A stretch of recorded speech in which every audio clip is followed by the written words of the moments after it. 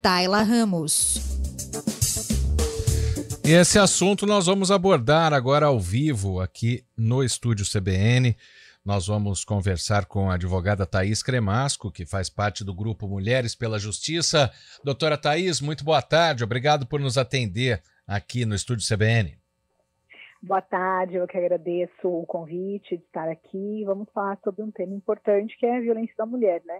Exatamente. E a gente vê a crueldade desses crimes que aconteceram no fim de semana, doutora Thaís. A mulher, às vezes, ela não tem para onde correr, né? Depois que se chega a ajuda, o crime já aconteceu. Então, eu queria que falasse, né, que você falasse para a gente sobre a importância de se prevenir isso, né? De se ter pessoas de confiança para que se possa denunciar as pessoas, mesmo que ela tenha medo da polícia, né? O que não devia ter, mas algumas têm. Queria que falasse, né, sobre esse movimento, Mulheres pela Justiça, o que vocês pedem para que essas mulheres façam para evitar que sejam vítimas, como 2 casos de feminicídio aconteceram nesse fim de semana. Eu acho muito chocante nós pensarmos que a gente vive numa sociedade onde o lugar mais perigoso que uma mulher está é dentro da sua própria casa.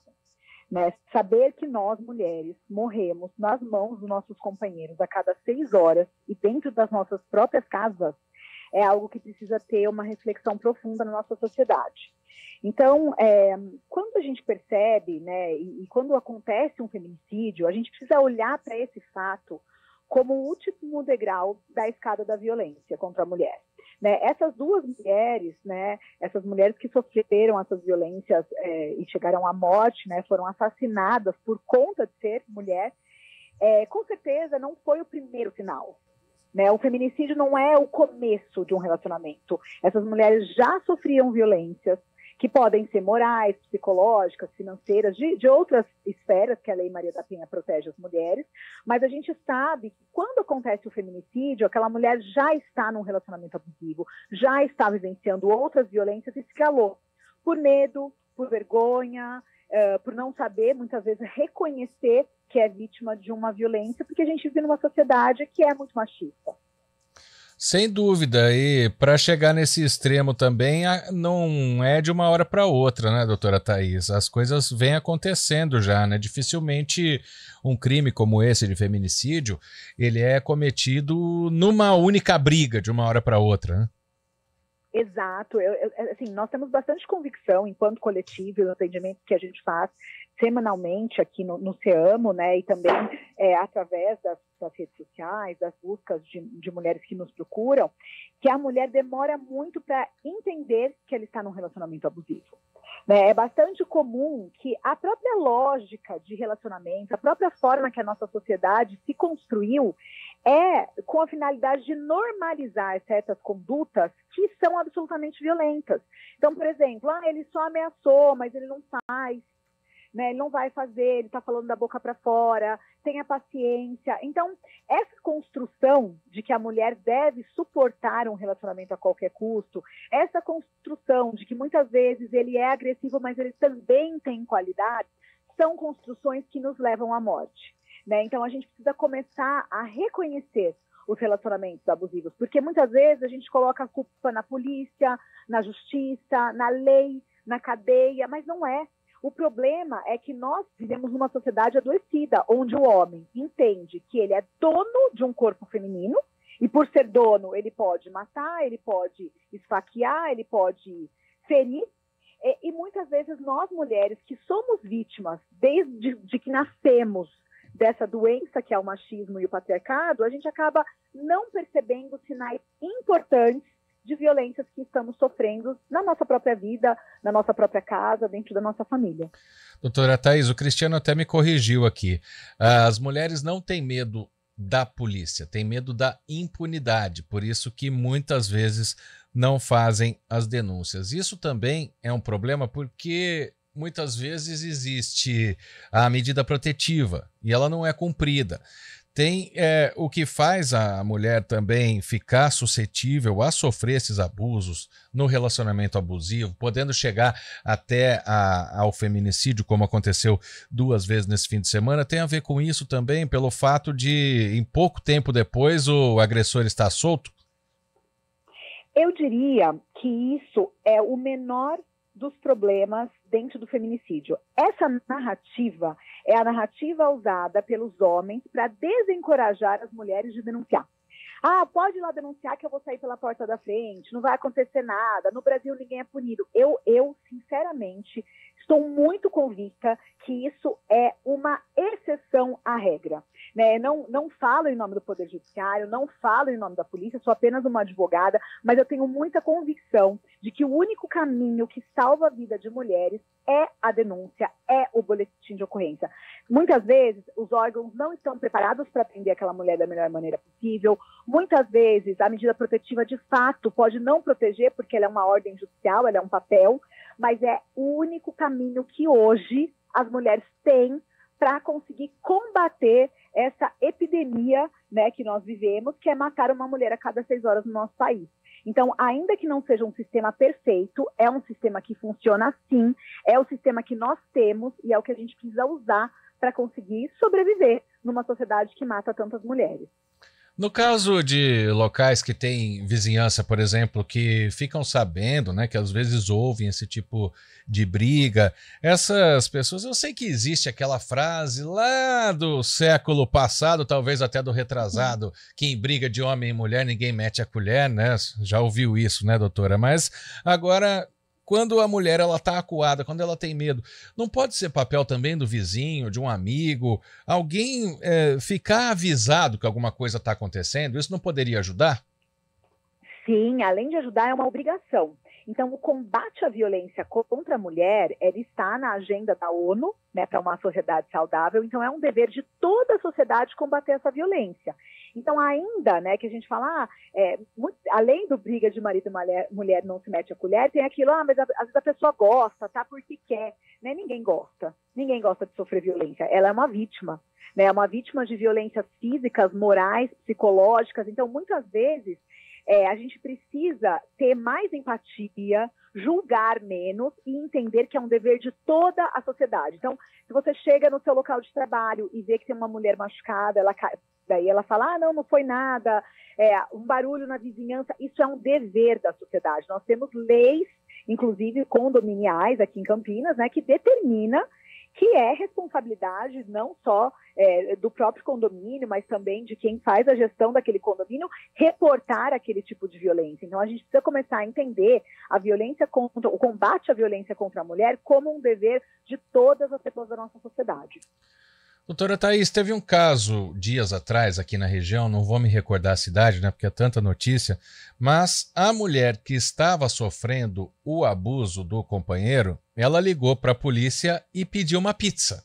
Ou seja, a polícia entendeu que estava acontecendo alguma coisa e esse homem acabou detido. Essa é uma tática importante também para que a mulher ela consiga escapar de alguma maneira, já que fisicamente dificilmente ela consegue sair, muitas vezes o companheiro está armado. Então, fazer algum tipo de estratégia para tentar denunciar? Sim, existem várias estratégias.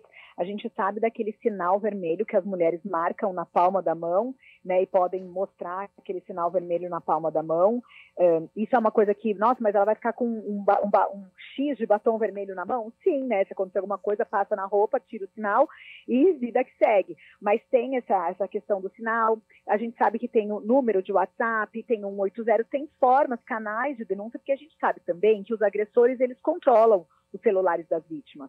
Né? Então, muitas vezes, a mulher precisa desses subterfúgios para conseguir denunciar uma violência. Mas eu repito, nós precisamos estar preparados enquanto sociedade para reconhecer e combater as violências, para que elas não cheguem nessas vias mais difíceis de resolver.